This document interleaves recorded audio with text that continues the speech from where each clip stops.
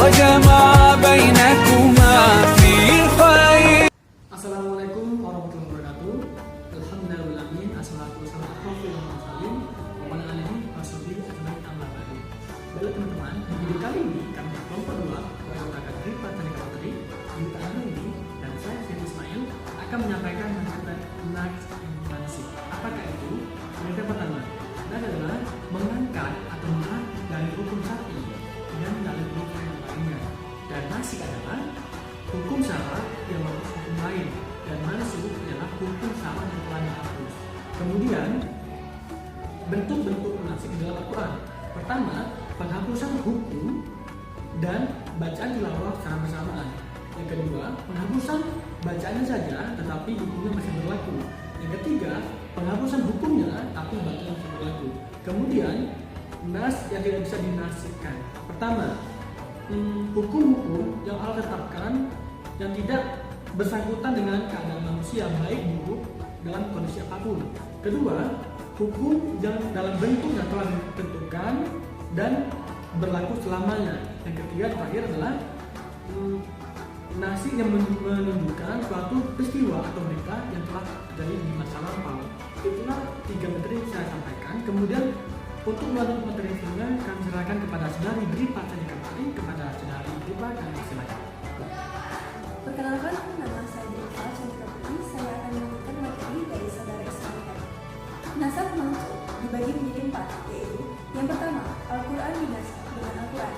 Contohnya terdapat di dalam surah Al-Anfal, surah 8 ayat 65, yang artinya, wahai Nabi Muhammad, kobarkanlah semangat para mukmin untuk berperang. Jika ada 20 orang yang sabar di antara kamu, niscaya mereka akan mengalahkan 200 orang musuh. Dan jika ada 100 orang yang sabar di antara kamu, niscaya mereka akan mengalahkan 1000 orang kafir, karena orang-orang kafir itu adalah kaum yang tidak mengerti. Quran Surah Al-Anfal Surah 8 ayat 25. Kemudian ayat tersebut dinasahkan dengan Al-Quran. Allah Subhanahu wa Ta'ala berfirman, sekarang Allah telah meringankan kamu karena Dia mengetahui bahwa ada kelemahan padamu. Maka jika di antara kamu ada 100 orang yang sabar, niscaya mereka dapat mengalahkan 200 orang musuh. Dan jika di antara kamu ada 1000 orang yang sabar, niscaya mereka dapat mengalahkan 2000 orang dengan seizin Allah Subhanahu wa Ta'ala. Quran Surah Al-Anfal Surah 8 ayat 66. Yang kedua, Al-Quran dinasab dengan Al-Sunnah. Ayat tentang wasiat terhadap kedua orang tua dan kerabat telah dihapus hukumannya dengan hadis Nabi, ketahuilah bahwa tidak ada wasiat terhadap ahli waris. Contoh lain tentang hukum campur atau jilid bagi perempuan dan laki-laki yang berzina dengan 100 kali campur dinasab oleh hadis tentang rajam pelaku zina. Yang ketiga, Al-Sunnah dinasab dengan Al-Quran.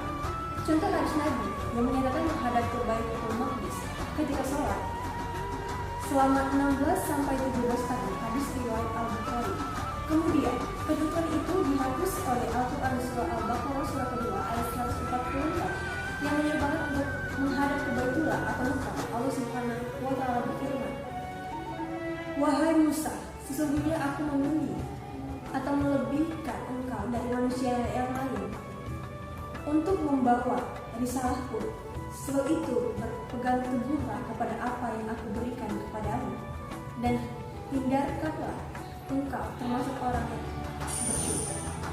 Dan yang terakhir itu adalah As-Sunnah dinasab dengan Al-Sunnah. Contohnya seperti larangan berziarah kubur pada waktu permulaan Islam. Kemudian Rasul dengan hadisnya membolehkan untuk berziarah kubur setelah masyarakat mengetahui hakikat mengenai ziarah kubur. Hadis riwayat Muslim. Terima kasih. Selanjutnya materi yang akan disampaikan kepada kita akan berselanjutnya. Assalamualaikum warahmatullahi wabarakatuh. Perkenalkan, nama saya Gita Anggraini. Di sini saya akan menjelaskan tentang syarat nas yang dapat dinasab dan juga hikmah adanya nasab dan mansukh. Langsung masuk ke materi pertama, yaitu syarat nas yang dapat dinasakh. Syarat nas yang dapat dinasakh itu ada 3. Yang pertama, hukum yang mansukh atau dihapus tidak menunjukkan berlaku abadi. Yang kedua, hukum yang mansukh bukan suatu hukum yang disepakati oleh akal sehat tentang baik dan buruknya. Yang ketiga, ayat nasakh yang menghapus datang setelah yang dimansukh atau dihapus, dan keadaan kedua nas sangat bertentangan dan tidak dapat dikompromikan.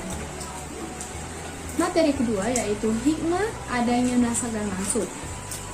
Yang pertama, meneguhkan keyakinan bahwa Allah tidak akan terikat dengan ketentuan-ketentuan yang sesuai dengan logika manusia. Yang kedua, kita semakin yakin bahwa Allah Maha Bijak, Maha Pengasih, Maha Penyayang, karena memang pada hakikatnya dan kenyataannya hukum-hukum nasakh dan mansukh itu semuanya untuk kemaslahatan bagi kita semua dan juga kebaikan bagi kita semua. Yang ketiga, mengetahui proses tasyri' atau penetapan dan penerapan hukum Islam untuk menelusuri tujuan ajaran serta i'latul hukmi atau alasan ditetapkannya suatu hukum. Yang keempat, mengetahui perkembangan tasyri' menuju tingkat sempurna sesuai dengan perkembangan